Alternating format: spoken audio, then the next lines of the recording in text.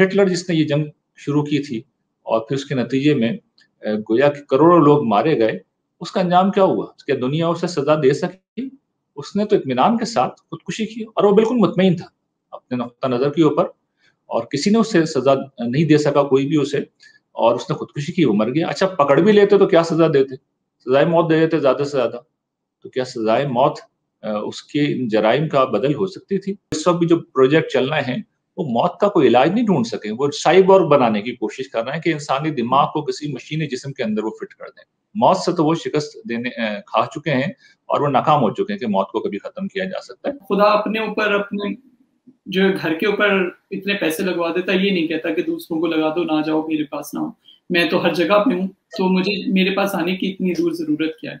गालिबन ice as वो का कोई मामला हुआ था और वहाँ पर एकदम से इंसानों की तादाद बिल्कुल खत्म हो गई थी और बहुत महदूद सी तादाद रह गई थी। और महसूस ये होता है कि उसी मौके पे ये वाक़या हुआ। वो अफ्रीका में ये कहा जाता है कि किसी मुकाम पे ये वाक़या हुआ है कि वहाँ पर फिर अल्लाह ताला ने सिलेक्ट किया है 2 मर्द और औरत को और उनमें रूह फूँकी है। नहीं, उनके कुन फयकून का मतलब ये होता है कि वो कुन या फयकून जब कहा उन्होंने तख्लीक़ कायनात के वक़्त, उन्हें पता था कि ये जो ज़मीन है, ये जनाब 10 अरब साल बाद जाके बनेगी और इंसान जनाब वो 13.8 अरब साल बाद में जाके वजूद में आएगा। उस वक़्त ही उन्होंने कुन फयकून में सब कुछ डाल दिया था। अस्सलाम वालेकुम नाज़रीन, conversation with sir Abu Yahya के एक और सेशन के साथ मैं और बिलाल आपकी खिदमत में हाजिर हैं। हम सर के नॉवल के ऊपर डिस्कशन कर रहे थे, उसमें हम सर के सेकंड नॉवल जो है कसम उस वक्त की, उसको डिस्कस किया हमने लास्ट सेशन में। उसी को कंटिन्यू करेंगे क्योंकि कुछ मजीद सवालात थे जो अभी बाकी थे। तो अस्सलाम वालेकुम sir and welcome to the show. वालेकुम अस्सलाम व रहमतुल्लाहि व बरकातहू। कैसे हैं आप दोनों? ठीक हैं? अल्हम्दुलिल्लाह। सर आप कैसे? अल्हम्दुलिल्लाह, आई एम फाइन। सर फिर से टफ सवालों के साथ हम हाजिर हैं। तो सर मेरा मैं स्टार्ट करता हूँ सर सवाल। तो सर हमारा जो तबका जिसको हम एड्रेस कर रहे हैं अभी, खास तौर पे वो फ्री थिंकर्स या कुछ भी कह दें, साइंटिस्ट लोग, वो लोग इस बात को तो फिर भी मानने के लिए तैयार हैं कि कोई इंटेलिजेंट बीइंग इस दुनिया को बनाने की, इंसानों को बनाने की, कायनात को बनाने की वजह हो सकती है। वो इंटेलिजेंट बीइंग कितनी है, एलियंस हैं, कौन है, इससे ये डिस्कशन वो कर सकते हैं। लेकिन वो ये चीज़ मानने के लिए तैयार नहीं है कि वो इंटेलिजेंट बीइंग जो है वो कॉन्शियस है। वो कॉन्शियस है, वो हमारे साथ इंटरेक्ट करती है और वो सिर्फ इंटरेक्ट नहीं करती बल्कि वो हमें जज भी करती है और वो हमें जज करने के बाद जन्नत और जहन्नुम के फैसले भी करती है। और ये जन्नत और जहन्नुम, यानी कि मैं ये बताना ये चाहता हूँ कि इंटेलिजेंट बीइंग होने का, यानी कि खुदा होने का, क्रिएटर होने का तो कॉन्सेप्ट फिर भी एक्सेप्ट किया जाता है। खुद आइंस्टाइन जो है उसने भी इस चीज को माना, उसने गॉड ऑफ स्पिनोजा के कॉन्सेप्ट को माना, जिसके अंदर क्रिएटर जरूर हो सकता है कोई, लेकिन वो हमारे साथ हमारे छोटी छोटी निटी-ग्रिटी चीजों को इवेल्युएट कर रहा है, तो ये चीज का वो कायल नहीं था। और इसी तरह सारे लोग आप देखें एथियस्ट से बात करते करते वो एग्नोस्टिक बन जाएंगे, वो ये कह देंगे कि शायद खुदा है, नहीं है, वी डोंट नो। लेकिन बहस इस बात पे है कि वो खुदा कॉन्शियस है, यानी वो जन्नत और जहन्नुम के फैसले करता है कि नहीं, क्योंकि जन्नत और जहन्नुम दिखती नहीं है। तो सर इस्लाम इसकी क्या अकली दलील देता है जन्नत और जहन्नुम की, क्योंकि दिख तो रही नहीं है जन्नत, तो कोई अकली दलील भी तो देखिए, दिखने का मामला तो ये है, मैं पहले अर्ज कर चुका था कि अगर खुदा सामने आएगा, जन्नत सामने आएगी, जहन्नुम सामने आएगी तो इम्तिहान खत्म हो जाएगा। तो दिखने का मामले को तो एक लम्हे के लिए कोने में रख दीजिए, लेकिन क्या अकली तौर पे भी ज़रूरी है कि चीज़ों को देख के ही माना जाए? नहीं, हमारी अकल बताती है कि अगर बिलवास्ता तरीके से एक बात साबित हो रही है तो उसे मान लेना चाहिए, और ये तो दौर जदीद में भी एक एस्टैब्लिश तरीका है। अब मैं आपको ये अर्ज़ करता हूँ कि ये जो आपने जन्नत और जहन्नुम की बात इरशाद फरमाई है, तो ये जन्नत और जहन्नुम क्या है? ये असल में सज़ा और जज़ा का एक एहसास है। तो अब मैं आपसे एक सवाल करता हूँ कि हम में से हर शख्स ज़रा अपने दिल में झाँके, अपने अंदर झाँकें और ये देखें कि हम ज़िंदगी कैसे गुज़ारते हैं। हम ज़िंदगी ऐसे गुज़ारते हैं कि जब हम कोई अच्छा काम करते हैं, चाहे उसमें हमें मादी तौर पे कोई नुकसान हो, मिसाल के तौर पर हम किसी गरीब की मदद करते हैं, किसी का ऑपरेशन हो रहा है, हम उसका खर्च उठा लेते हैं, तो हमें तो पैसों का नुकसान हुआ, लेकिन उस शख्स की मदद करके जो इत्मीनान हमारे ज़मीर की तरफ से हमें मिलता है, जो शाबाश हमें हमारे ज़मीर की तरफ से मिलती है, जिसे नफ्स मुतमइन्ना कहते हैं कुरान मजीद की ज़बान में, सॉरी नफ्स लमामा कहते हैं कुरान मजीद की इस्तिलाह में, तो वो कितनी गैर मामूली चीज़ है और वो एक हकीकत है या नहीं, ये नहीं एक सवाल है। इसी तरीके से जब हम किसी बुराई का इर्तिकाब करते हैं, किसी के साथ ज़ुल्म करते हैं और ज़्यादती करते हैं, और हमने अपने दिल को पत्थर नहीं बना लिया है, हमने अपने ज़मीर को झूठी तावील की रिश्वत नहीं दे दी हो, तो उस सूरत में हमारा ज़मीर हमें ताज़ियाने लगाता है। वो हमें एक नौयत की चुभन हमारे दिल के अंदर पैदा करता है, इज़्तिराब, बेचैनी, ये हम महसूस करते हैं, हम गिल्टी फ़ील करते हैं कि अगर हम किसी के साथ ज़्यादती करें। तो ये हक़ाइक़ हैं, हमारी अंदर की शख्सियत के ये हक़ाइक़ हैं। तो एक पहलू तो ज़रा इंसानी शख्सियत का आप ये मुलाहिज़ा कीजिए इंसान के बातिन का। उसके बाद ज़रा आप बाहर आइए और इंसान के अमल को मुलाहिज़ा कीजिए। तो आप कभी गौर तो कीजिए कि इस दुनिया में और आप, इस दुनिया में मैं और आप क्या कर रहे हैं? पूरी ज़िंदगी हम इस दुनिया में एक जन्नत बनाने की कोशिश करते हैं और उस जन्नत को फिर मसाइब व आलाम की जहन्नुम से बचाने की कोशिश करते रहते हैं। ये जो हम घर बनाते हैं, ये जो हम शादी करते हैं, ये जो हम घर में अच्छी-अच्छी चीज़ें लाते हैं, ये जो ज़रूरियात की तकमील करते हैं, हम ये जो अपने लिए सहूलियात जमा करते हैं, ये जो हम अपने लिए आसाइशें जमा करते हैं, ये जो हम अपने लिए सामान ऐशो अशरत जमा करते हैं, ये जो हम चाहते हैं कि हम सेहतमंद रहें, ये जो हम चाहते हैं कि हम खूबसूरत हों, ये जो हम चाहते हैं कि हमें इज़्ज़त मिले, ये क्या है? ये असल में एक जन्नत है जो हम बना रहे हैं। और इसी तरीके से ये जो ज़िंदगी के दुःख हैं, गम हैं, महरूमियाँ हैं, परेशानियाँ हैं, मायूसी है, फ्रस्ट्रेशन है, इन चीज़ों से हम बचना चाहते हैं, तो हम क्या कर रहे हैं? असल में हम उस जहन्नुम से बचना चाह रहे हैं, जो मसाइब व आलाब की आग की शक्ल में इस दुनिया में मुमकिना तौर पर हमारे ऊपर मुसल्लत हो रही होती है। तो ये तो 2 ऐसी हकीकतें हैं जिसके ऊपर कोई बहुत ज़्यादा गौर करने की ज़रूरत नहीं है। बादना तामुल, सरसरी गौर व फ़िक्र से भी हम समझ लेंगे कि ऐसा ही होता है। हमारा बातिन भी यही है और ख़ारिज में हमारा अमल भी यही है। अब मैं अर्ज़ करता हूँ कि ज़रा इस दुनिया का मामला मुलाहिज़ा फ़रमाइए जिसमें हम ज़िंदा हैं। पता ये चलता है कि एक तरफ हमारा ये ज़मीर है, जो खुद भी हमें सज़ा व जज़ा कर रहा है और इसके साथ-साथ ये चाहता भी है कि इस दुनिया में किसी ने कोई बुराई की है, तो उसको सज़ा मिले और इसी सूल पे हम जानते हैं कि हमने अदालतों का निज़ाम बना रखा है। लेकिन हम ये देखते हैं कि कितने ही मुजरिम हैं, जो कानून के साथ खिलवाड़ करते हैं। अच्छा, कितने ही मुजरिम हैं जो कानून खुद बनाते हैं। ये जो मैं एक मिसाल मैं आपके सामने अर्ज़ करता हूँ, ये जो बादशाह होते थे, ये तो खुद कानून होते थे। तो इनको कानून क्या पकड़ेगा? इसी तरीके से इस दुनिया में ज़्यादतियों की, ज़ुल्म की ऐसी-ऐसी किस्में पाई जाती हैं कि दुनिया का कोई कानून उसकी सज़ा नहीं दे सकता। एक सादा मिसाल आपके सामने रख रहा हूँ। दूसरी जंग अज़ीम में मरने वालों की तादाद कई करोड़ में थी। यानी मिलियंस ऑफ पीपल, करोड़ों में लोग मरे हैं। हिटलर जिसने ये जंग शुरू की थी और फिर उसके नतीजे में गोया कि करोड़ों लोग मारे गए, उसका अंजाम क्या हुआ? क्या दुनिया उसे सज़ा दे सकी? उसने तो इत्मीनान के साथ खुदकुशी की और वो बिल्कुल मुतमईन था अपने नुक्ता नज़र के ऊपर और किसी ने उसे सज़ा नहीं दे सका कोई भी उसे और उसने खुदकुशी की, वो मर गया। अच्छा, पकड़ भी लेते तो क्या सज़ा देते? सज़ाए मौत दे देते ज़्यादा से ज़्यादा। तो क्या सज़ाए मौत उसके इन जराइम का बदल हो सकती थी? उसे कैद कर देते, 100 साल की, 1000 साल की उसे सज़ा सुना देते। उसने तो 50 बरस बाद मर जाना था, तो उसके जराइम की सज़ा तो उसे नहीं दी जा सकती। तो एक तरफ हमारा ज़मीर है, जो खुद सज़ा और जज़ा भी देता है और सज़ा और जज़ा का तसव्वुर भी रखता है और दूसरी तरफ ये दुनिया है, जहाँ पर सज़ा और जज़ा नहीं हो रही कामिल तौर पे। अब ज़रा दूसरे पहलू पे आ जाइए कि क्या हम वाक़ईतन यहाँ पर जन्नत बनाने में कामयाब हो जाते हैं?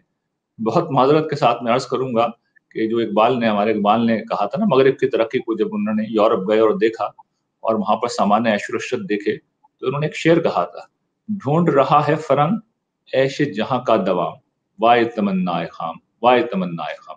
ये जो फ़रंग है, ये अबदी ऐश, हमेशा की लज़्ज़तें ढूँढ रहा है और ये चाहता है कि ऐश कभी ख़त्म ना हो, लेकिन ये एक ऐसी तमन्ना है जो कभी पूरी नहीं हो सकती। ये इस शेर का मतलब है।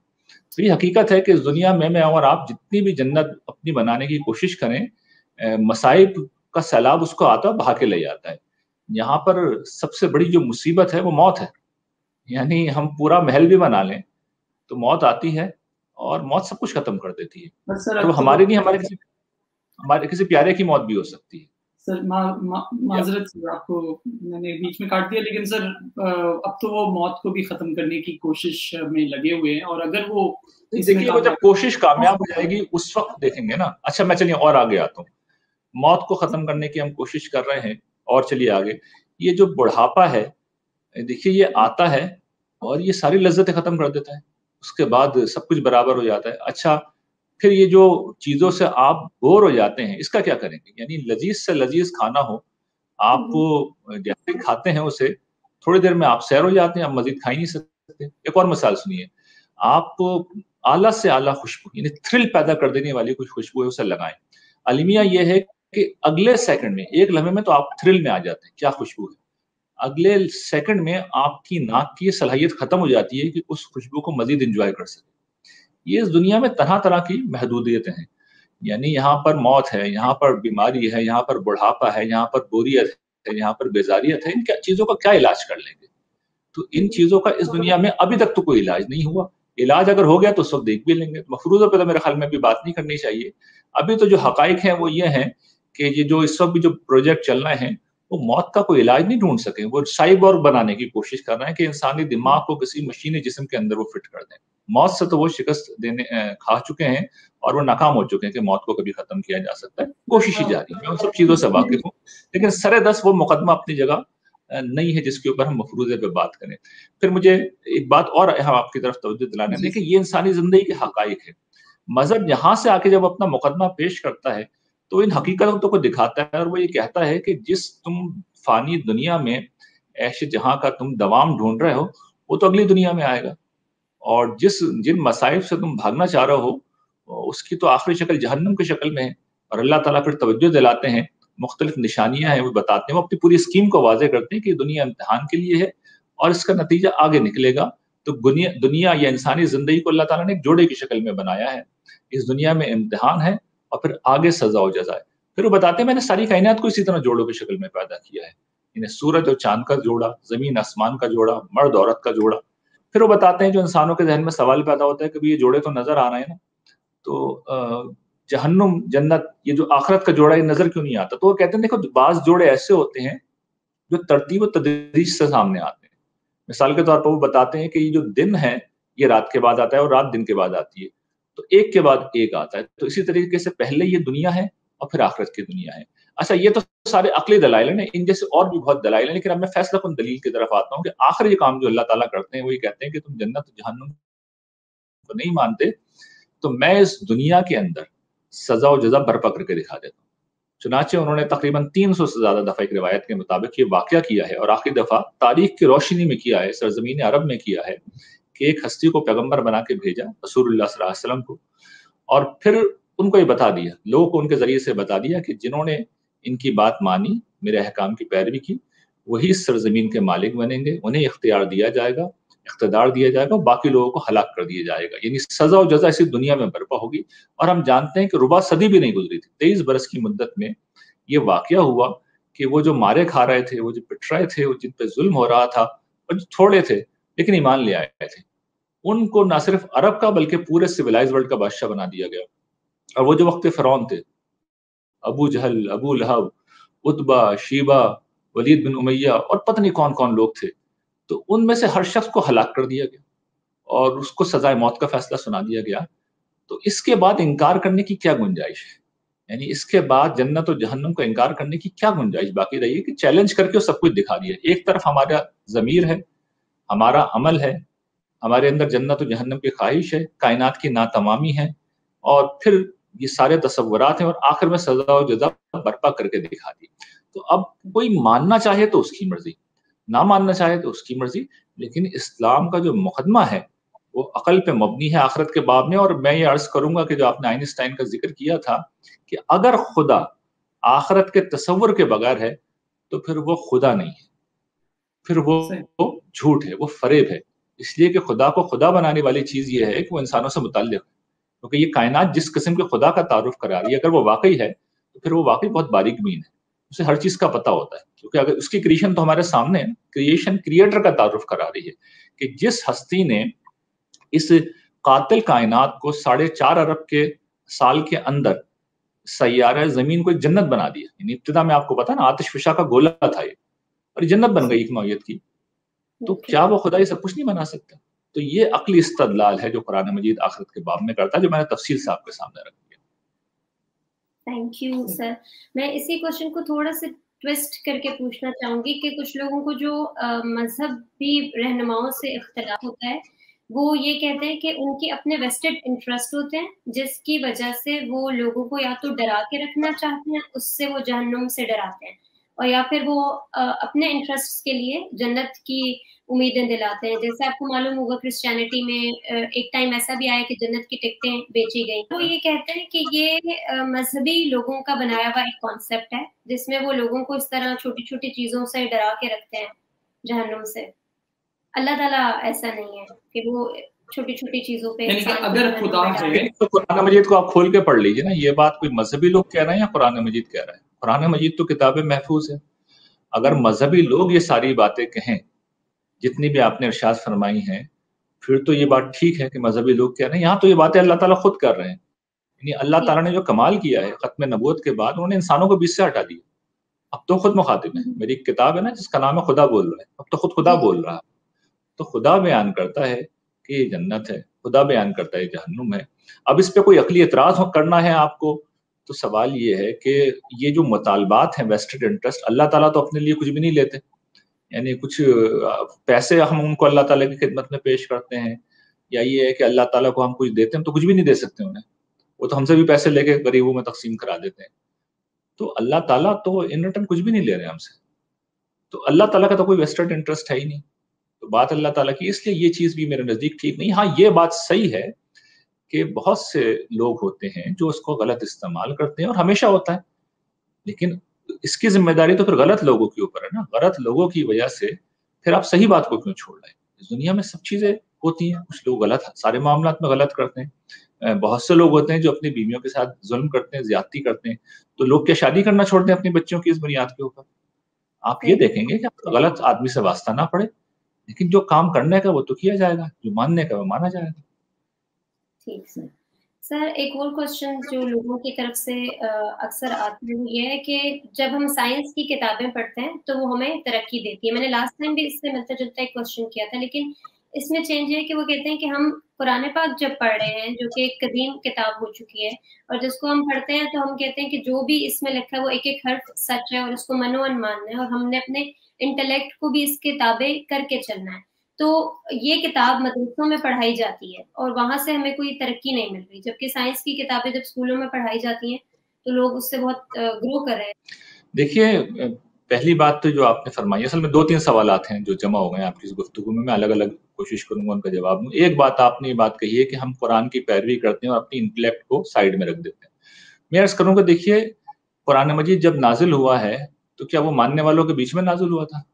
कुरान मजीद मुनकरीन के बीच में नाजिल हुआ था। तो कुरान मजीद जबरदस्ती कैसे अपनी बात से मनवा सकता है? ये पॉसिबल नहीं है। खुद सोचिए एक लम्हे के लिए, ना मानने वालों के बीच में नाजिल हुआ है ना, और उसूल ये है कि लाइक रहा फिर दीन, कोई जबर नहीं है। तो मानना किस बुनियाद पे था? Belief with reasoning. यानी कुरान मजीद ने भरपूर रीजनिंग की है। मैं आपसे अर्ज करूं, कुरान मजीद पे मैंने सारी जिंदगी काम किया और इसी पे काम किया। कुरान मजीद के मौजूआत पे मैं आपसे बड़ी दयानतदारी से अर्ज करता हूँ, कुरान मजीद 90% इस्तदलाल पे मबनी है, दलील पे मबनी है, रीजनिंग पे मबनी है। सिर्फ रीजनिंग कर रहे हैं अल्लाह ताला उसके अंदर, यानी कन्विंस कर रहे हैं लोगों को। बाकी जो 10% है उसके अंदर कुछ ईमानियात है, कुछ अखलाकियात है, कुछ शरीयत है। बाकी 90% कुरान जो है वो रीजनिंग है। तो कुरान मजीद तो रीजनिंग की तरफ लेके जाता है लोगों को। अब मुसलमान ये काम नहीं करते तो मुसलमानों की गलती है। यानी हमारा तो शिकवा मुसलमानों से ये है कि वो कुरान को फॉलो नहीं करते। आपका सवाल ये था कि फॉलो करते हैं इसलिए पीछे रहते हैं। मैं अर्ज कर रहा हूँ कि मुसलमान कुरान को फॉलो नहीं करते। फॉलो करने लगे तो दो काम होंगे, देखें दो काम होंगे। पहला काम तो ये होगा कि मुसलमानों की इंटेलेक्ट, उनकी रीजनिंग की सलाहियत बेदार हो जाएगी और वो अपने तअस्सुबात से ऊपर उठ जाएंगे। इसलिए कि कुरान मजीद तो ठीक इसी जगह लाता है कि सोचो, गौर करो, तफक्कर करो, तदब्बर करो। तो जितनी भी साइंसी तरक्की है वो असल में इसी गौर फिक्र से तो वजूद में आई कि कायनात जो पहले इबादत का मौजू थी वो गौर फिक्र का मौजू बन गई। कुरान से पहले और कुरान के बाद क्या फर्क पड़ा है? कुरान से पहले कायनात जो थी वो मुकद्दस थी, हर चीज की पूजा होती थी, सूरज, चांद, सितारों की, इंसानों की, सबकी पूजा होती थी। कुरान मजीद ने बताया नहीं कि ये तो सब अल्लाह की मखलूक है, इन पर गौर फिक्र करो, इनमें मेरी निशानियां देखो। तो तब्दीली आई कि अब इंसानों ने कायनात को गौर फिक्र का मौजू बना लिया। तो मुसलमानों ने अपने दौर उरूज में, हम जानते हैं, बड़ी साइंसी तरक्की भी की है। तो इस दौर में तो मुसलमान कुरान को फॉलो नहीं करते। अच्छा, दूसरा जो पहलू है कुरान मजीद का, وہ اخلاقیات ہے کہ اعلیٰ ترین اخلاقی نمونہ انسان قائم کر دے. تو قرآن مجید چونکہ ہمارا مرکز و محور نہیں ہے، اس کی تعلیم ہمارا فوکس نہیں ہے، تو اس لیے ہم اخلاقی طور پہ بھی پست ہیں. تو ہمارا تو شکوہ یہ ہے کہ لوگ قرآن مجید کو فالو ہی نہیں کر رہے. فالو کریں گے تو دنیا میں بھی ترقی کریں گے اور اخلاقی طور پہ بھی بہتر ہوں گے. صحیح. سر ابھی آپ نے یہ بات بھی کی تھی کہ اللہ تعالیٰ کو اپنے لیے تو کچھ نہیں چاہیے ابھی پچھلے آنسر کے اندر. تو سر ہم یہ دیکھتے ہیں کہ آپ کسی بھی مذہب میں چلے جائیں، مثال لے لیں ہندوازم، وہاں پہ ایک رسم ہوتی ہے، اس کا نام ابھیشیک ہوتا ہے کہ آپ ٹنوں دودھ وہ ایک پتھر پہ ڈال دیتے ہیں، ان کے لیے وہ پتھر اہم ہو جاتا ہے. ہم مسلمان مذاق بھی اڑاتے ہیں، لیکن یہ نہیں دیکھتے کہ مسلمان جو ہیں خود جا کے پتھروں کو پکڑ کے پتھر مارتے ہیں، پتھروں کو چومتے ہیں، پتھر کے ارد گرد گھومتے ہیں. اب اس چیز کے اوپر لوگ مسلمان غصے میں آ جائیں گے، لیکن میں جن کی ترجمانی کر رہا ہوں وہ تو یہی سوال کریں گے کہ ہم بھی تو وہی کر رہے ہیں، اور اس کے لیے لاکھوں روپے لگاتے ہیں. مطلب آپ سعودی عرب جانے کے لیے 5 لاکھ تو پرانے زمانے کی بات ہے، 10 لاکھ سے اوپر کی رقم لگتی ہے. وہ پیسے ساتھ والے ہمسائے کو نہیں دیے جاتے، بلکہ یہ کہا جاتا ہے کہ جی یہ فرض ہے اور وہاں جا کے لگانے اور کرنا وہی پتھروں کے اوپر وہی سارا کام ہے. تو کیا یہ منطق خدا اپنے اوپر اپنے جو گھر کے اوپر اتنے پیسے لگوا دیتا، یہ نہیں کہتا کہ دوسروں کو لگا دو، نہ جاؤ میرے پاس نہ ہو، میں تو ہر جگہ پہ ہوں، تو مجھے میرے پاس آنے کی اتنی دور ضرورت کیا ہے؟ یہ لاجیکلی بات سمجھ نہیں آتی.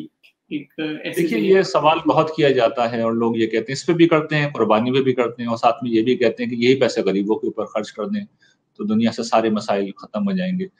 دیکھیے میں یہ عرض کرتا ہوں کہ قرآن مجید کی طرف جائیے، کبھی قرآن مجید کو پڑھنا شروع کریں، اور میں بڑی دیانتداری سے اب یہ لوگوں سے کہوں گا کہ ذرا اس پہ توجہ کریں کہ قرآن مجید نے حج کے اوپر کتنا ابھارا ہے، اور تقابل کریں اس سے کہ اللہ کے بندوں پہ خرچ کرنے پہ کتنا ابھارا ہے. یعنی یہ کمپیریزن کر لیں. اچھا یہ بھی میں واضح کر دوں کہ قرآن میں حج، عمرہ، قربانی کا جو کچھ بھی ذکر آیا ہے وہ زیادہ تر شریعت کے پہلو سے آیا، یعنی کچھ بدعتیں رائج تھی ان کی کریکشن اللہ تعالیٰ کر رہے تھے، کچھ چیزیں شریعت کے پہلو سے سکھا رہے تھے. ابھارنے والا معاملہ قرآن مجید میں حج، عمرہ، قربانی کے حوالے سے نسبتاً بہت کم ہے. اس کے برعکس زکوٰۃ، خیرات، صدقات، انفاق، مال خرچ کرنا اتنا ابھارا ہے اللہ تعالیٰ نے، اتنا ابھارا ہے کہ قرآن مجید کے یہ اہم ترین موضوعات میں سے، یعنی ایسے اسالیب ہیں آپ تصور نہیں کر سکتے. یسألونک ماذا ينفقون قل العفو، ان سے پوچھتے ہیں کیا خرچ کریں، فرمایا کہ ان سے کہہ دو کہ جو زیادہ ضرورت سے سب خرچ کر دو. صحیح. آپ تصور کر سکتے ہیں اس درجے میں جا کے قرآن مجید لوگوں کو موٹیویٹ کرے، اور اس طرح کی اسالیب بکثرت ہے. اجر بیان ہوا ہے، کہیں یہ کہا جا رہا ہے کہ قرض حسنہ ہے، کہیں یہ کہا جا رہا ہے کہ 700 گنا تک بڑھا کے دیے جائیں گے. یعنی اتنا موٹیویٹ کیا گیا لوگوں کو کچھ حد نہیں ہے. تو پہلی بات تو یہ کہ یہ جو تقابل آتا ہے کہ بھئی حج عمرے پہ پیسے خرچ ہو رہے ہیں یا قربانی پہ، تو میں کہتا ہوں ذرا پہلے اس تقابل کر کے دیکھ لیں کہ انسانوں پہ کتنا اللہ نے خرچ کرنے کے اوپر ابھارا ہے. ایک چیز تو یہ دیکھ لیں. اب اس کے اوپر آئیے کہ کیا ہم جو حج اور عمرہ کرنے جاتے ہیں تو کیا اللہ تعالیٰ کو کچھ دے کے آتے ہیں؟ نہیں، اللہ تعالیٰ کو کچھ دے کے نہیں آتے. یہ بھی انسانوں کی ایک ضرورت ہے. مجھے اقبال نے کہا ہے نا کہ ہو گرے پے کرے محسوس تھی انسان کی نظر، پوچھتا پھر کوئی اندیکھے خدا کو کیوں کر. یعنی انسان تو بن دیکھے خدا کو مانتا ہی نہیں ہے، اس سے وہ تو چاہتا ہے کہ خدا نظر آئے. اچھا آزمائش کی اس دنیا میں یہ تو ممکن نہیں ہے، میں بار بار اس کو واضح کر چکا، خدا نے سامنے نہیں آنا. لیکن بہرحال انسان کے جذبے کی تسکین کا اللہ تعالیٰ نے ایک اہتمام کیا ہے کہ کچھ چیزوں کو سمبولیکلی بنا دیا، مقرر کر دیا، ان کو شاعر قرار دے دیا، اپنی نشانیاں قرار دے دیا کہ بھی تم آؤ، گویا کہ یہ میرا گھر ہے، اس کا طواف کر لو، تو تمہاری اس حس کی تسکین ہو جائے گی. تو انسانوں کی روحانی حس کی تسکین کا اہتمام ہے. تیسری بات یہ سمجھیے کہ یہ جو حج و عمرہ ہے کہ سارے لوگوں کے اوپر فرض ہے، ہر وقت فرض ہے؟ نہیں، یہ زندگی میں ایک دفعہ فرض ہے حج، وہ بھی صاحب حیثیت لوگوں کے اوپر. اور میں عرض کر چکا ہوں اللہ تعالیٰ ان سے 1000 دفعہ پہلے یہ کہہ چکے کہ تم غریبوں پہ خرچ کرو. اس کے بعد زندگی میں ایک دفعہ اگر جا کے فرض کر لیں 10 لاکھ روپے بھی خرچ کر کے آ گئے، تو میں آپ سے سچ عرض کرتا ہوں کہ پوری زندگی میں وہ بندہ اگر حقیقی معنوں میں مومن ہے تو پھر وہ اللہ کے بندوں پہ اس سے زیادہ خرچ کر چکا ہوگا. تو ان سارے پہلوؤں سے آپ دیکھیں گے تو آپ کو پتہ ہی چلے گا کہ اسلام کی تعلیمات میں بڑا زبردست قسم کا بیلنس ہے، اس میں توازن ہے، اس میں کوئی بے اعتدالی نہیں ہے، اور اللہ تعالیٰ اپنے لیے کچھ نہیں لے رہے ہوتے. ہم نماز پڑھیں اس میں بھی ہمارا فائدہ، ہمارا سکون. دیکھیے انسان کی میں نے ذکر کیا تھا نا، جنت بنانا چاہتا ہے اس دنیا میں. تو ان ساری چیزوں میں سے ایک نعمت یہ بھی ہوتی ہے کہ ہم روحانی سکون محسوس کریں، یہ ہماری ضرورت ہے. تو یہ جو نماز ہے، یہ جو روزہ ہے، یہ جو حج ہے، یہ جو عمرہ ہے، یہ قربانی ہے، یہ ہمارے روحانی سکون کے لیے. یعنی ہمیں ایک روحانی سکون ملتا ہے ان چیزوں سے. اللہ تعالیٰ کو کچھ نہیں ملتا، وہ غنی عن العالمین ہے. حج کے بارے میں کہا گیا ہے کہ وہ تمام جہانوں سے بے نیاز ہے، انہیں کوئی پرواہ نہیں ہے، کوئی فائدہ نہیں پہنچا سکتے اللہ تعالیٰ کو. تو ان سارے پہلو سے آپ دیکھیں گے تو آپ کو پتا چلے گا کہ اس میں کوئی چیز نہ ان نیچرل ہے، نہ کوئی چیز بیلنس کے خلاف ہے، توازن کے خلاف ہے. بالکل لگتا ہے کہ اسلام دین فطرت ہے اور ہر پہلو سے انسانوں کو کسی نہ کسی پہلو سے فائدہ پہنچانا چاہتا ہے. جزاک اللہ خیر سر.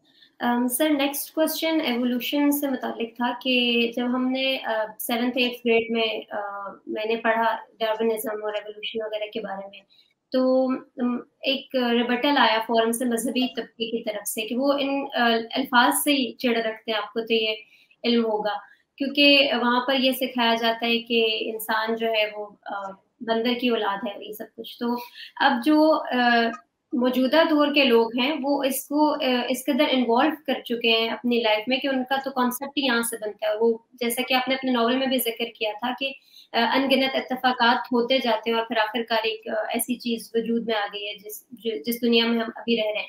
تو یہ کیسے بیلنس ہو پائے گا اب سائنس دانوں کا اور جو مذہبی طبقہ اسلام خاص طور پر کہ وہ ایوولوشن کے اوپر ایک اگریمنٹ پر آ جائے؟ دیکھیے اسلام تو اس باب میں بالکل واضح ہے. فرض کر لیجئے ایوولوشن کا نقطہ نظر اگر ٹھیک بھی ہے تو اس سے خدا کا نہ ہونا کیسے ثابت ہوتا ہے؟ یعنی اصل میں جہاں سے مسئلہ پیدا ہوتا ہے مذہبی لوگوں کو وہ یہ ہوتا ہے کہ جو لوگ ایوولوشن کو پیش کرتے ہیں وہ کہتے ہیں کہ ہم نے خدا کا ایک ریپلیسمنٹ دریافت کر لیا. میں یہ پوچھتا ہوں خدا کا ریپلیسمنٹ ہے کیسے؟ یعنی ایوولوشن اگر فرض کرنے صحیح بھی ہے تو کیا یہ پاسبل نہیں کہ وہ خدا کا طریقہ تخلیق ہو؟ یعنی خدا کی نفی اس سے کیسے ہو جاتی ہے؟ یہ سمجھا دیں مجھے، آج تک تو کوئی سمجھا نہیں سکا یہ بات. یعنی خدا کی نفی کیسے ہو رہی ہے؟ اس لیے آپ زیادہ سے زیادہ جو کر رہے ہیں، یعنی میں ابھی اس پہ آ رہا ہوں کہ ایوولوشن کیا ہے کیا نہیں ہے، اسلام کا نقطہ نظر کیا ہے. میں تو اس مفروضے پہ ابھی بات شروع کی ہے میں نے کہ بھائی آپ کی بات 100% صحیح مان لی، اس سے خدا کی نفی کیسے ہوتی ہے سمجھا دیں. خدا کی نفی نہیں ہوتی، بالکل نہیں ہوتی. جس چیز کی نفی ہوتی ہے وہ بعض انسانوں کا اپنا بنایا ہوا ایک تصور ہے، اور وہ تصور یہ ہے کہ حضرت آدم علیہ السلام کو جو اللہ تعالیٰ نے تخلیق کیا تو ایک روز انہوں نے ایک پتلا بنایا مٹی کا، اور پھر اس پتلی کے مٹی کے پتلے کے اندر اللہ تعالیٰ نے ایک پھونک ماری اور پھر وہ جیتا جاگتا انسان ایک لمحے کے اندر بن گیا. قرآن مجید کے بیانات سے ہمیں معلوم ہوتا ہے کہ یہ صورتحال تھوڑی سی مختلف تھی. یعنی قرآن مجید نے کئی جگہ اس چیز کو بیان کیا تخلیق آدم کو، لیکن ایک مقام ہے سورہ سجدہ کا جہاں پر اللہ تعالیٰ نے اس کی وضاحت کی ہے، یعنی اس کے مراحل بیان کیے ہیں. یعنی دیگر مقامات پر تو انسان کی شخصیت کے جو اجزاء ہیں ان کو بیان کیا گیا ہے اور بتایا گیا ہے کہ وہ کن کن چیزوں سے تخلیق ہوا ہے، لیکن ترتیب کیا تھی وہ سورہ سجدہ میں اللہ تعالیٰ زیر بحث لائے ہیں، جہاں اللہ تعالیٰ کہتے ہیں کہ الذی احسن کل شیء وبدأ خلق الانسان من طین، کہ اللہ تعالیٰ وہ ہستی ہے جس نے جو چیز بنائی خوب بنائی، اور انسان کی تخلیق کا آغاز اللہ تعالیٰ نے مٹی سے کیا. یعنی کہہ یہ رہے ہیں کہ پہلے مرحلے میں انسانوں کو اللہ تعالیٰ براہ راست مٹی سے بنا رہے تھے، جس طرح اس وقت ماں کے پیٹ سے انسان پیدا ہو جاتے ہیں. تو یہ پہلا مرحلہ تھا. ثم جعل نسلہ من سلالۃ من ماء مہین. دوسرے مرحلے میں اللہ تعالیٰ نے یہ کیا کہ وہ جو انسان تھے ان کے اندر نسل پیدا کرنے کی یا نسل آگے بڑھنے کی صلاحیت پیدا کر دی. یعنی جس طرح اس وقت لوگ اپنی نسل آگے بڑھاتے ہیں اس وقت وہ توالد و تناسل کا وہ سلسلہ شروع ہو گیا. یعنی پہلے مرحلے پر مٹی سے پیدا ہو رہا تھا ڈائریکٹلی، اور پھر دوسرے مقامات سے معلوم یہ ہوتا ہے کوئی خاص طرح کی مٹی تھی اور اس کی خاص حیت تھی، اور اس سے پھر انسان جو تھے وہاں سے پیدا ہو رہے تھے. تو پہلا مرحلہ یہ تھا. دوسرے مرحلے کے اندر پھر وہ نسل کشی کا سلسلہ شروع ہوا، نسل آگے بڑھنا شروع ہوئی، اور پھر تیسرا مرحلہ کیا تھا؟ تسویہ. یعنی اس کے بعد انسانوں کی جو ظاہری حیات ہے اس کو اللہ تعالیٰ نے بیوٹیفائی کرنے کا فیصلہ کیا، اس کو ایک پرفیکشن کی جگہ پہ، یعنی جس درجے میں بھی وہ لانا چاہتے تھے، پرفیکشن تو شاید مناسب لفظ نہیں ہے، جو وہ شیپ دینا چاہتے تھے، جو گویا کہ اس وقت ہمارا شیپ ہے، اس تک وہ لے کے آئے. اور پھر اس کے بعد اللہ تعالیٰ نے قرآن مجید یہ بتاتا ہے کہ نفخ روح کا عمل کیا. یعنی اللہ تعالیٰ نے پھر وہاں پہ نفخ روح کیا، اور جو کچھ اینتھروپولوجی کو میں اس وقت جانتا ہوں تو اس سے اس کی تائید ہی ہوتی ہے یعنی وہ بتاتے ہیں کہ مختلف اگر دور کے وہ جو ڈھانچے مل رہے ہیں اور اس سے انسانوں کی وہ مختلف قسمیں وہ بتا رہے ہیں، تو اس سے محسوس یہ ہوتا ہے کہ قرآن مجید جو بتا رہا ہے کہ مختلف زمانوں میں اللہ تعالیٰ یہ پیدا کرتے رہے خاص طرح سے لوگوں کو، کبھی مٹی سے پیدا کیا، کبھی وہ پھر تصفیے کے عمل سے گزارنے سے پہلے وہ لوگوں کو پیدا کر رہے تھے، تو لگتا ہے کہ انہی کے ڈھانچے ہیں، وہ ابتدائی انسان تھے. اور اس کے بعد ہمیں یہ پتہ چلتا ہے کہ کم و بیش 1,00,000 سال پہلے کی بات ہے. اس میں ظاہر بات ہے الگ الگ ٹائم پیریڈ بتائے جاتے ہیں، 70,000 سال بھی کہا جاتا ہے، 1,25,000 بھی، لیکن کم و بیش یہ زمانہ ہے جہاں پہ ایک بوٹل نیک آتا ہے. بوٹل نیک کا مطلب یہ کہ اس سے پیچھے بھی بہت لوگ ہیں، اس سے آگے بھی بہت لوگ ہیں. اس جگہ پہ غالباً آئس ایج کا کوئی معاملہ ہوا تھا، اور وہاں پر ایک دم سے انسانوں کی تعداد بالکل ختم ہو گئی تھی اور بہت محدود سی تعداد رہ گئی تھی. اور محسوس یہ ہوتا ہے کہ اسی موقع پہ یہ واقعہ ہوا. وہ افریقہ میں یہ کہا جاتا ہے کہ کسی مقام پہ یہ واقعہ ہوا ہے کہ وہاں پر پھر اللہ تعالیٰ نے سلیکٹ کیا ہے 2 مرد اور عورت کو، اور ان میں روح پھونکی ہے. جو بھی بچے کچھ لوگ تھے ان میں سے 2 لوگوں کا انتخاب کیا، ان میں روح پھونکی، یعنی ان کو وہ پھر وہ پورا شعور دیا. وہ شعور کیا ہے؟ روح پھونکنے کا مطلب یہ کہ ان کو خدا کی ہستی کا شعور دیا، انہیں عقل دی، انہیں خیر و شر کا شعور دیا، ضمیر دیا، انہیں ذوق جمال دیا، عقل کی سوچنے سمجھنے کی صلاحیتیں عطا کی. اور پھر یہ جو اصطلاحاً یہ کہا جاتا ہے کہ ہومو سیپین سیپین، یہ ماڈرن مین جو تھا یہ وجود میں آیا. اور پھر ہم یہ دیکھتے ہیں کہ ود ان نو ٹائم یہ ماڈرن مین نہ صرف یہ کہ اس نے اس انوائرمنٹ کو، ہاسٹائل انوائرمنٹ کو شکست دی، بلکہ دوسری ساری نسلوں کو بھی کھا گیا، ختم کر گیا. اور پورا کرۂ ارض کے اوپر یہ بالکل غالب ہوتا چلا گیا. صاف لگائے کہ یہ ایک بالکل ڈفرینٹ انسان تھا. یہ حیوان نہیں رہا بلکہ انسان بن گیا، جس کے اندر عقل تھی، جس میں شعور تھا، جس کے اندر ضمیر تھا، جس میں بہت ساری ایسی صلاحیتیں تھیں جو اس سے پچھلے انسان میں نہیں تھی. تو قرآن مجید جو کچھ بیان کرتا ہے، جو جتنا کچھ میں نے اس وقت اینتھروپولوجی کو پڑھ رکھا ہے، اس کی تائید ہی کرتا ہے. تو مجھے تو کوئی تصادم نظر نہیں آتا، اور ارتقا کی کوئی شکل قرآن مجید بیان نہیں کرتا کہ بندروں سے انسان پیدا ہوئے، بلکہ اسپیشل کریشن ہے انسان، لیکن اس کا طریقہ ذرا ڈفرینٹ ہے. سر پھر آپ ابھی یہ کہہ رہے تھے کہ آپ کو کوئی اختلاف نہیں نظر آتا. میں آپ کو ان کا پوائنٹ یہاں پہ بتاتا ہوں. یہ جو آپ نے ابھی ساری ایکسپلینیشن دی ہے، یہ اللہ کا شکر ہے کہ اب ہمارے مسلمان اسکالرز جیسے کہ آپ ہیں اور بہت سے لوگ ہیں، وہ لوگ اس بات کو سمجھ رہے ہیں کہ انہیں بھی سائنس پڑھنی ہے، اور اس کے بعد سائنس پڑھنے کے بعد جیسے آپ نے پڑھی اور پھر سمجھا کہ یہ سب کچھ اللہ تعالیٰ کہاں پہ ایکسپلین کر رہے ہیں قرآن مجید میں، اور وہ پھر اس کو انٹرپریٹ کر کے بتایا. لیکن وہ کہتے ہیں کہ پھر یہ تو ہٹ اینڈ ٹرائل کا طریقہ نظر آ رہا ہے. یعنی کہ خدا جو ہے، اگر آپ کی بات مان لی جائے اور آپ کی انٹرپریٹیشن کو مان لیا، ٹھیک ہے، ہو گیا، لیکن یہ تو پھر ہٹ اینڈ ٹرائل ہے. یہ تو کن فیکون والا خدا ہے ہی نہیں. وہ تو ٹرائیاں کر رہا ہے، وہ تو دیکھ رہا ہے بار بار، کبھی کچھ پیدا کرتا ہے، کبھی کچھ پیدا، کبھی دیکھتا ہے کہ نہیں اس کے اندر جو ہے وہ رب کیج جو ہے وہ پورا نہیں ہے، نیکسٹ ٹائم رب کیج بناؤ، نہیں اس کی جو اسکل ہے اس کے پیچھے جگہ نہیں ہے، اس میں دماغ پورا نہیں آ سکتا تھا. وہ یہ سب چیزیں تو ہٹ اینڈ ٹرائل بن رہی ہیں. یہ کوئی ایسے حکم نہیں ہے جو ہم جس خدا کو بیان کرتے ہیں، جو کون کہتا ہے. جو ہم مختلف قسم کے گھر بناتے ہیں نا، کبھی آپ گھروں کو دیکھیے، انجینئر جب گھر بناتے ہیں تو پہلے لمحے سے وہ واضح ہوتے ہیں کہ انہیں کیا بنانا ہے. وہ ہٹ اینڈ ٹرائل نہیں کر رہے ہوتے، وہ مختلف چیزوں کو مختلف لحاظ سے بنا رہے ہوتے ہیں. یعنی ایک گھر فرض کر لیں یورپ میں بن رہا ہے تو الگ اسٹائل کا بن رہا ہے، ایک گھر امریکہ میں بن رہا ہے تو الگ اسٹائل کا، ایک سرد علاقوں میں بن رہا ہے تو الگ اسٹائل کا، ایک گرم علاقوں میں بن رہا ہے تو الگ اسٹائل کا. تو ہر چیز کو اس کے حالات کے لحاظ سے بنایا جاتا ہے، وہ سب پرفیکٹ ہوتی ہے. لیکن یہ کہ وہ بتدریج پھر اس میں کچھ مزید استعداد پیدا ہوتی چلی جاتی ہے، چیزیں لوگ سامنے آتی چلی جاتی ہیں. تو اللہ تو پہلے دن ہی چیزوں میں واضح، قرآن مجید واضح ہے اس پورے معاملے میں کہ یہ منصوبہ فرشتوں کے سامنے رکھا گیا تھا اور بتا دیا گیا تھا کہ بھائی میں زمین میں خلیفہ بنانے والا ہوں. تو اللہ تعالیٰ نے کوئی ہٹ اینڈ ٹرائل نہیں کیا ہے، وہ تو بالکل واضح ہے پہلے دن سے وہ کیا کرنا چاہ رہے ہیں. اچھا سوال یہ ہے کہ انسان یہ جو اتنے اطمینان سے ساری باتیں کر رہے ہیں کہ آپ 5 لاکھ سال پہلے موجود تھے کہ 2.5 لاکھ سال پہلے موجود تھے، آپ کے صرف اندازے ہیں، تخمینے ہیں، آپ کے کچھ بھی نہیں ہے آپ کے سامنے، کچھ گیسز ہیں.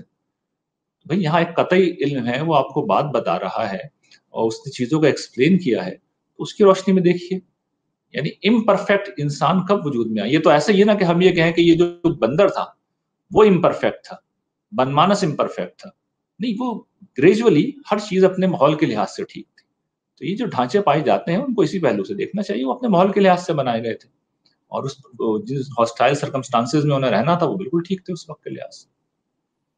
سر ایک اور بات اپنی انڈرسٹینڈنگ میں کلیئر کرنا چاہوں گی، جو آپ نے ابھی بتایا اس سے یہ سمجھ آتا ہے کہ حضرت آدم جو ہے پھر وہ الفا نہیں تھے، یعنی وہ پہلے ہیومن بینگ نہیں تھے، اس سے پہلے بھی وہ پہلے ہیومن بینگ تھے، وہ پہلے ہیومن، دیکھیں ہیومن بینگ کب بنتا ہے؟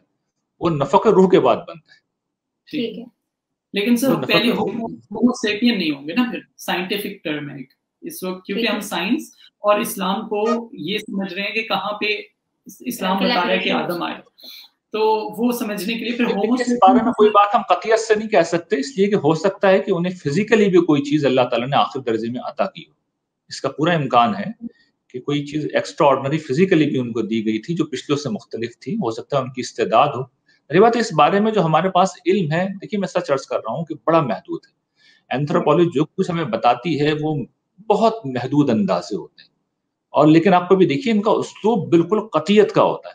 چنانچہ اگر آپ مختلف کتابیں پڑھیں گے نا، مختلف رائٹر کو پڑھیں گے، مختلف ڈاکومنٹریز دیکھیں گے، تو آپ دیکھیں گے کہ ہر شخص ڈفرینٹ بات کر رہا ہے، بڑی قطعیت کے ساتھ کر رہا ہے. تو ساری چیزوں کو مجموعی طور پہ دیکھنا چاہیے اور پھر اس کے بعد کوئی نتیجہ خاص کرنا چاہیے، اور کم سے کم اس کی روشنی میں قرآن جیسے قطعی علم کو اس کے پیچھے نہیں پڑ جانا چاہیے. قرآن مجید جو بات کر رہا ہے وہ عالم کے پروردگار کا کلام ہے، وہ بالکل واضح علم ہے، جو چیزوں کو جیسی ہیں وہ ویسے ہی بیان کرتا ہے. اور پھر یہ بھی میں واضح کر دوں جو آپ نے کہا تھا کہ کن فیکون، تو اللہ تعالیٰ کے کن فیکون کا مطلب یہ نہیں ہوتا کہ وہ جو کہیں گے اگلے سیکنڈ میں وجود میں آ جائے گا. نہیں، ان کے کن فیکون کا مطلب یہ ہوتا ہے کہ وہ کن یا فیکون جب کہا انہوں نے تخلیق کائنات کے وقت، انہیں پتا تھا کہ یہ جو زمین ہے یہ جناب 10 ارب سال بعد جا کے بنے گی، اور انسان جناب وہ 13.8 ارب سال بعد میں جا کے وجود میں آئے گا. اس وقت ہی انہوں نے کن فیکون میں سب کچھ ڈال دیا تھا. تو تدریج کے ساتھ قرآن مجید کا طریقہ یہ ہے، اللہ تعالیٰ بتاتے ہیں کہ ان کا طریقہ یہ کہ تدریج کے ساتھ وہ چیزیں کرتے ہیں، اور اس میں ہٹ اینڈ ٹرائل نہیں کر رہے ہوتے، ان کی پلاننگ کا حصہ ہوتا ہے، اسے ہونا ہی ایسا ہوتا ہے. سر آپ کی بات سے مجھے ایز اے اسٹوڈنٹ یہ بات سمجھ آتی ہے کہ آپ قرآن کو سائنس کی کتاب نہیں لیتے، کیونکہ آپ جب سائنس کی بات کرتے ہیں تو آپ کہتے ہیں ہاں ہم سیکھ رہے ہیں، ہم ایک خود سائنس میں ایوولوشن کے پروسیس سے گزر رہے ہیں، لرننگ کے ایوولوشن پروسیس سے. لیکن قرآن مجید خدا کا کلام ہے، قرآن مجید خدا کا کلام ہے، عالم کے پروردگار کا کلام ہے. اس کا اصل مقصد ہدایت دینا ہے، سائنسی حقائق کو بیان کرنا نہیں ہے، نہ سائنسی دریافتیں کروانا اس کا کام ہے. لیکن جو بات ہم کہتے ہیں کہ اس کا کوئی بیان ایسا ہوتا نہیں ہے جو اسٹیبلش انسانی نالج کے خلاف ہو، اس لیے کہ اللہ تعالیٰ تو عالم الغیب ہے، وہ سب کچھ جانتے ہیں. تو ہم اس کا بس دفاع کرتے ہیں. اسی لیے جو میں نے شروع کی بات کہی تھی نا، اس کا مفہوم سمجھ لیں کہ اگر بالفرض ارتقاء درست بھی ہے تو اس سے خدا کی نفی کیسے ہوتی ہے؟ اس لیے کہ خدا تو کوئی اس میں بات کر ہی نہیں رہا. ایک غلط فہمی جو تھی کہ بھئی کوئی پتلا ہے جس سے بنایا گیا انسان کو، تو وہ میں نے بتا دیا قرآن مجید تو اس طرح کی بات نہیں کر رہا. وہ تو 3 مراحل بتا رہا ہے کہ پہلے ڈائریکٹ زمین سے پیدا کر رہے ہیں، پھر اس کا ہم نے نسل چلائی، پھر اس کا ہم نے اس میں تصفیہ کیا، جسمانی طور پہ اس کو امپروو کیا، آخر میں اس کے اندر روح پھونکی. تو سر جو ٹرانسلیشنز پہلے ہوئی جس میں یہ پتلے والی بات بھی کچھ لوگوں نے سمجھ لی اور انٹرپریٹ کر لی، تو وہ پرانے دور کی انڈرسٹینڈنگ تھی، اس کے حساب سے انہوں نے کر لی. فہم ہوتا ہے نا، دیکھیے انسانی فکر تو ہمیشہ فہم سے وجود میں آتا ہے، فہم سے غلطی ہو سکتی ہے. قرآن اپنی جگہ پہ ہے. قرآن مجید کے دیکھیے الفاظ محفوظ ہیں. جو قرآن مجید کا اصل تحفظ ہے نا، کہ اس کے اصل الفاظ محفوظ کر دیے گئے. میں نے وہ الفاظ ایز اٹ از پڑھ دیے، اس کا آپ ترجمہ دیکھ لیں. جیسے اس کا آپ ترجمہ کریں گے اور آپ خالی اس ذہن ہو کے دیکھیں گے تو پتہ چلے گا 3 مراحل ذکر کر رہے ہیں اللہ تعالیٰ. بدا خلق الانسان من طین، انسانوں کی تخلیق کا آغاز مٹی سے کی. جی سر ایک بار الذی احسن کل شیء خلقہ وبدا خلق الانسان من طین، وہ ہستی جس نے جو چیز بنائی خوب بنائی، اور انسانوں کی تخلیق کا آغاز مٹی سے کیا. ثم جعل نسلہ من ماء مہین، پھر اس کی نسل جو ہے وہ حقیر پانی کے خلاصے سے چلائی. ثم سواہ، پھر اسے ٹھیک کیا. ونفخ فیہ من روحہ، اور پھر اس کے ساتھ اس کے اندر نفخ روح کا عمل ہوا. وجعل لکم السمع والابصار والافئدہ قلیلا ما تشکرون، اور اس کے بعد تمہیں سماعت دی، بصارت دی، دل دیے، تم کمی شکر ادا کرتے ہو. تو الفاظ تو بالکل واضح ہیں کہ وہ ثم یعنی پہلے یہ کیا، پھر یہ کیا، پھر یہ کیا. بالکل ترتیب بتا رہا ہوں. نفخ روح دیکھیں کتنے بعد جا کے آیا ہے. اور پھر اسلوب بدل دیے، پہلے غائب کے صیغے میں کلام کر رہے تھے، اور جیسے روح پھونکی تو فوراً مخاطب کر لیا کہ ہم نے تمہیں آنکھیں دی، کان دیے اور دل دیے، تم شکر نہیں کرتے. تو یعنی انسان مخاطبہ الہی کے قابل ہو گیا اس وقت جس وقت روح پھونکی گئی. تو خدا کا شعور پیدا ہوا اس کے اندر. نفخ روح کا مطلب یہ ہوا کہ خدا کا شعور، یعنی خدا نے اپنی ہستی کا جو کسی اور یعنی اس زمینی مخلوق کو جو اللہ نے نہیں دیا، نہ کسی بندر کو ہے نہ کسی شیر کے پاس یہ چیز ہے، خدائی روح میں سے ہم میں پھونکا گیا، یعنی خدائی شعور، خدا اللہ تعالیٰ جس طرح دیکھتے ہیں چیزوں کو، جس طرح ان کا ویژن ہے، اس کا کوئی معمولی سا عکس ہے جو ہمیں دے دیا گیا. اس میں نے گنوا دیا کیا کیا چیزیں شامل ہیں. سوچنے سمجھنے کی صلاحیت، عقل شامل ہے اس کے اندر، خیر و شر کا شعور شامل ہے اس کے اندر، آپ کا ذوق جمال شامل ہے.